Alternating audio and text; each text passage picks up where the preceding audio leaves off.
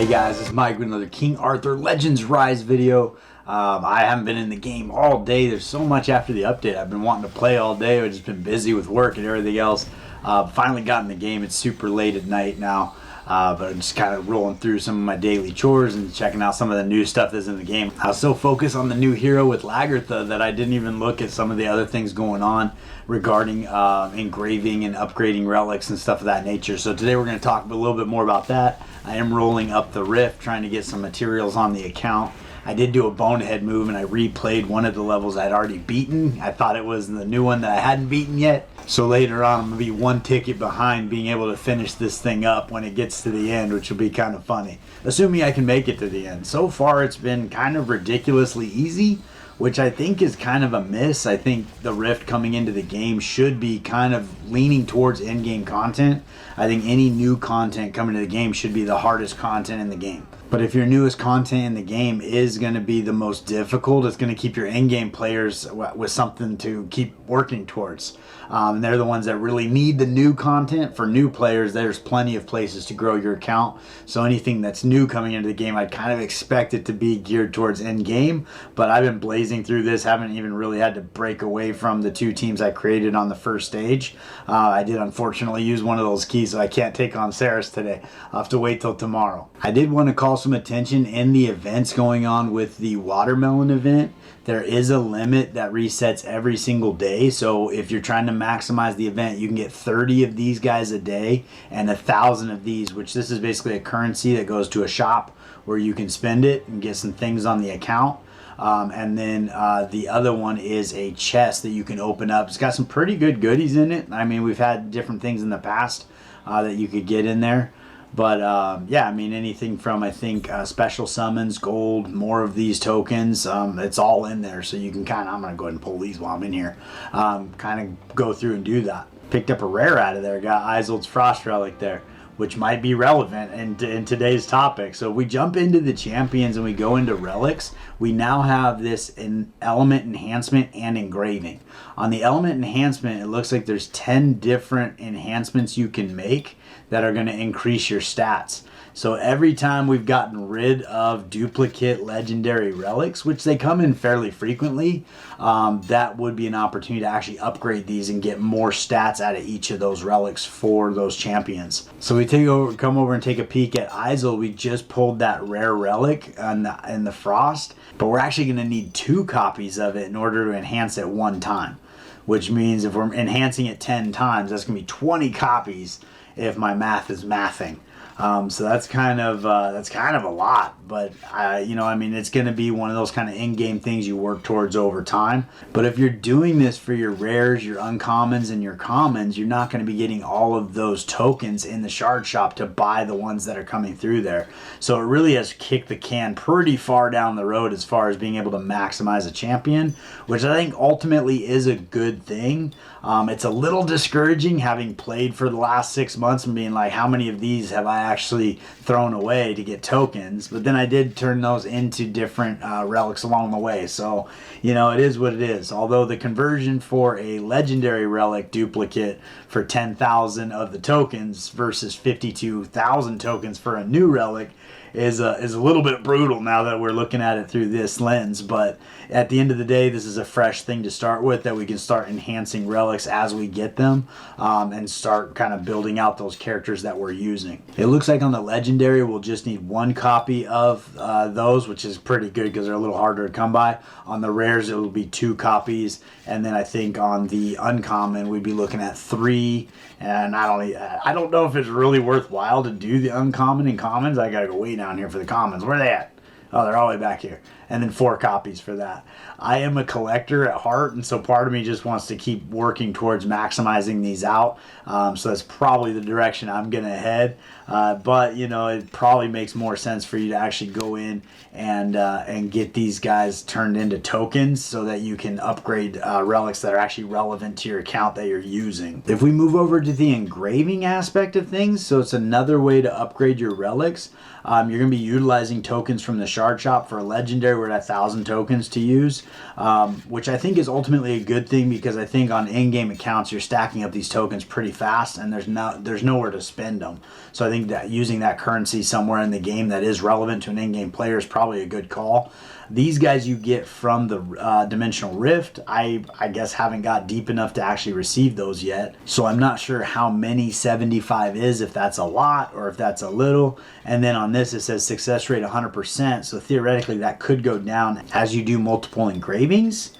But I'm not sure if it's going to engrave like it does with equipment, where every time you engrave it, it replaces the stats of the previous engraving. And then you're just looking to get the stats on the particular part that, like for Morgan, for example, you probably want defense or HP. Her attack really isn't super important. But for Arthur, you probably want attack more than anything. So you just try to get the legendary roll in that space.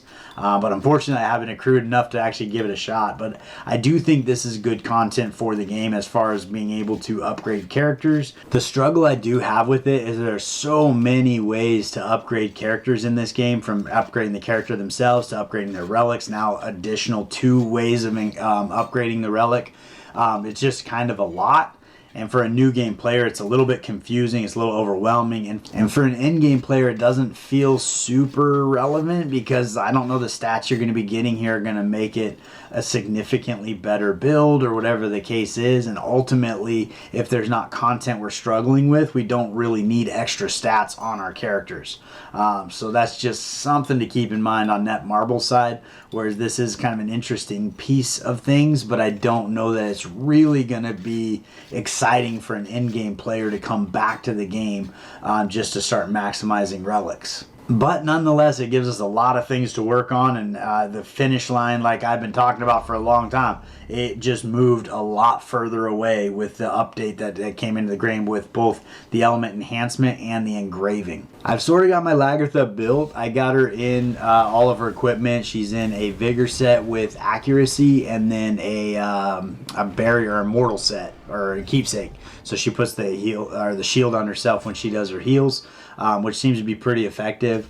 I do have her 6-star 61, as you see there, as well as I did max out her relic, but I do have some of her skills, both her passive and her active skills, to maximize still. So I'm just kind of working on getting some of those things on the account, but kind of blazing through that event dungeon that's going on. This is stage 1, so that's why everybody's dying so quickly. I just haven't been in here yet.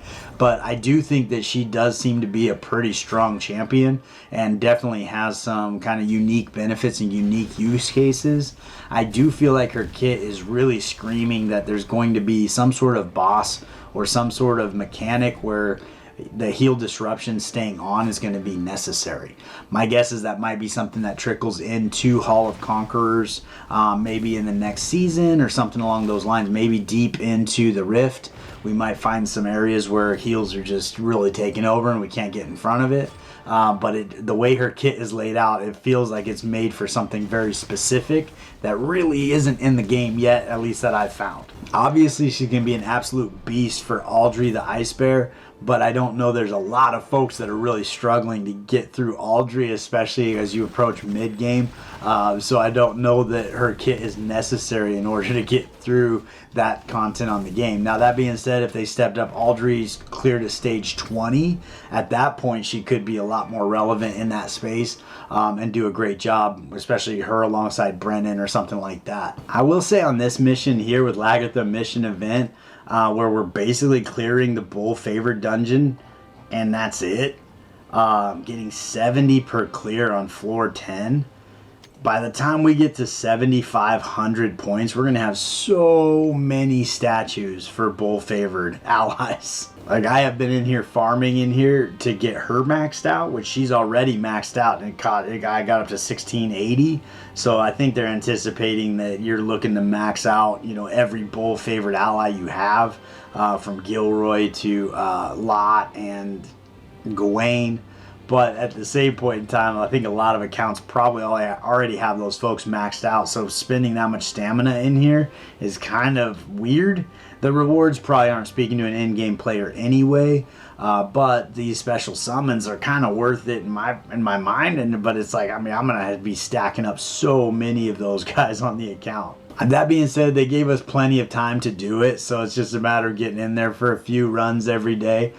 We have to do that anyway to get our daily chores done, so just running the bull favor, and probably by the end of the 12 days we might be pretty close to that 7,500. So taking a closer look at the engravings that we get these items from the Rift, and it specifies specifically for engraving HP onto a flame relic and then defense onto a flame relic. So with that being said, you can actually select right over here and do the engraving. So I got some of the defensive stones, not enough to actually do anything, and then some of the HP stones. I have not got any of the attack stones, but it looks like you can continue to engrave a specific target until you get a legendary stat on that target, and then once you get that dialed in how you want it, you can kind of move on.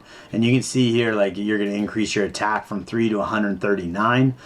So I mean, that's going to be a pretty significant amount of attack that you're throwing on, like, say your Caliber and Arthur or one of those damage dealers. HP an extra 1300. I believe this number will probably be added to their base number, which then their equipment that grows with percentages would be on top of that, which would actually make some of those a lot bigger as far as the growth.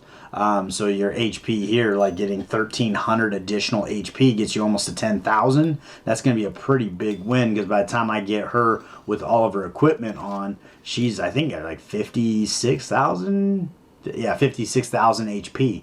So that's with all those percentage stats adding to that, it probably is going to shoot up quite a bit. So this is going to be a pretty good way to make your entire team more durable, as well as do a little more damage. And the crystals, we used to be able to buy 200 stamina every day with 50 crystals, 50 per 100, and then it kind of tiered up. It looks like they've moved it into this package here, which gives you 150 stamina for 100. So it's not quite as good, but it's better than doing 100 for 100. But it actually ends up in your item bag, so you don't have to use it at that time, and you can buy as much of it as you want, which I think is actually pretty cool. I think ultimately, I think this is a great win where you can put stamina in your item bag so that when you want to use it, you can. And it's available here every day, so you can just go pick it up. You get 150 stamina for 100 rubies. So back in the clan shop, they did add all of the relics back in, even if you've purchased them before, because now you can get duplicates of them, so you can start that empowerment process. So that's pretty cool. They're expensive and it takes a while to get them, but it's cool they put them back in there. In the arena shop here, we're getting pretty close to being able to add some chivalries. Probably start working through Tristan, to be honest with you, because I think Sergius he pretty much does his whole situation at chivalry level 4. He's kind of a one-trick pony, but Tristan's actually been making his way into a couple of my Hall of Conqueror teams. I'm actually looking to get some stamina on the account so I can get some the watermelon stuff and just enhance the account overall, so I'm going to pick those up real quick. On Forbidden Dungeon, I pretty much completely maxed this out, so in 4 days it's going to reset. We're going to be able to get some raid up summons and some other goodies in there, but for the time being I'm kind of tapped out. On hard mode, picking up these guys here would be a big win if I can get enough tokens to actually do it. I did get stuck again on hard mode, and they're making me use a specific champion where the only champion I have to actually use is my Anguish, and he doesn't really fit the need for the team. It's saying you need to use a Frost Relic in a control champion, and I have Morgan Frost, and my next best character is Anguish. I don't have any of the other Frost Relics, so it's kind of a little bit of a bummer for me. So we jump over in Forbidden Dungeon on stage 27 here. If I go to start this battle, the requirements here is that I use one rare hero, and I use control hero with a Frost Relic ×2. So if I go in here, I have Morgan as a control hero, and the only other control hero that I have is going to be Lancelot, but I don't have his Frost Relic. And then from there, if we go all the way through all these guys, I guess Saris would be in there. I don't know if I have her Frost Relic or not. I don't have her Frost Relic either. I don't have her built either. But she would be another person that she's only slightly more powerful than my Anguish. So it's just kind of tough trying to get through this battle with this team. That being said, I do think there is some potential here just with the RNG of Merlin. If he can land some freezes on everybody here at the right times, I think eventually I could probably get through some of these characters. But the struggle with Arduin, especially 3 of them, that polymorph is pretty brutal, and you just end up missing a lot of heals and people just slowly get picked apart. So you really need to keep almost all of them frozen significantly more than I am. The other thing working against me on this particular team is Anguish puts on the dot damage and Vivian converts it into heal over time. Plus you got heals coming in from all of the Arduins occasionally as well. So it's like you need to do more damage than I'm doing faster than I'm doing it. Because otherwise people just, I just lost Anguish there. So this is going to be probably, I'm at a standstill here. Just because I don't have a controlled champion with a Frost Relic that's going to be able to get through this content. So we have gotten a couple goodies on the account, so we'll go ahead and get some summons going here. I don't think I'm hitting pity today, but these guys are all going to stack up now on the account and start working towards empowering my relics. I'm going to sit tight on these for the time being, do a little more research on the chivalries of Lagartha, but I am going to go ahead and pull these guys as well as these, and then I think the Flame Relics also, just to see if we happen to get lucky on the account. So let's jump over into Lake Avalon and jump on the Flame Relics. We're almost up to pity at this point, so that's pretty good. Not going to quite hit it today, but hey, we don't need it. We don't need it at all, so that is awesome. We're going to be getting a Flame Relic at this point for the sake of being able to empower the relics. That's going to be a big pull right there, depending on whose it is, and that is Anya's Flame Relic. I have it semi-built, but we're going to jump in there and do the enhancement for the first time. Now, you can do it from right here, but I actually want to do it from that other screen just to see what's going on, so we'll do it in there. That's actually pretty cool. They added that right here so that you can work on that. On the normal summons here, not really anything to write home about, just looking to get tokens for the Shard Shop. The Shard Shop has kind of stepped up, and wow, I didn't even get an uncommon. That's pretty brutal. Sergio, right. Anyway, so we'll jump over into this Shard Shop here and take a peek at it. But we're 60 away from pity. We just reset. Probably going to go ahead and make this 40. Seeing how we got quite a few of those crystals on the account right now. Love to get lucky and not go all the way to pity, although my luck has been pretty solid considering I pulled back-to-back Lagarthas on, I think, my 20 on my second 10 pull. I got it, so I was like, that's kind of ridiculous, to be honest with you. It's kind of that content creator luck, I guess, that everybody's been talking about. But you know, hey, every now and then, what they say about sunshine and a dog's butt, you know. But we're gonna get, that's 2 back-to-back with just a single rare. That is our second Kiridan, though. That's kind of funny. Yesterday all I could pull was Rosier. Today all I'm pulling is Kiridan. So maybe we get lucky. Not that time. We got one more temple to see in here. We did get 2 rares that time. So we're going to see who we got there. We got a K and a Gareth. Let's go ahead and do one more go. Not gold yet. Maybe. No. All right. Well, we're 20 away. So we got all of those summons on the account just from the events and everything going on, and just the reset of all the things coming onto the account, which honestly is a pretty big win. Take a quick minute to jump over into the Shard Shop here. On the heroes, we have legendaries all across the board over here. I don't have enough tokens to get them. Still want to get in here every day and get that raid up summons. But on the relic side of things, this entire side now is all relics, and a lot of them might be the primary relic of the character that they come with. But being that we need to go get those engraved or enhanced or whatever, it's not bad that they're in here. Now the bad part is you're not going to be accruing any of these tokens unless you're selling all the other ones. So that's kind of tough. I feel like you might be looking to buy more and more of these relic summoning tokens, and that way you can get a lot more of these on your account and start maxing out some of these spaces. But it seems like every single one is 10 upgrades, and on the rare you need 2 copies, so that's gonna be 20 copies of each thing in order to upgrade it, whereas on the uncommon and the common you're looking at 30 or 40 copies of those relics if you want to do it. Realistically, unless you're actually using that champion somewhere in the game, it probably doesn't make sense to do it, but you know, the collector in me wants everything 100%. So we take a peek at Anya's flame relic. Yeah, I barely started building this thing at all. It's hardly even worth talking about. I do have a couple skills on it though. But if we go here to the element enhancement, I want to see what we're actually getting. So we're getting elemental damage going up 1%. So I think if we enhance this piece, this is the only benefit that we're actually getting out of that. So we're going from, yeah, we went from 0 to 1%. So that means when we go up against a storm based enemy, we're going to do an extra 1% damage based on the element of flame to storm. But as you kind of move up there, I mean, theoretically, you could get 10% unless it starts enhancing other things as you move up. But if it ends up being 10% affinity matchup, that's going to be pretty strong, at least for damage dealers.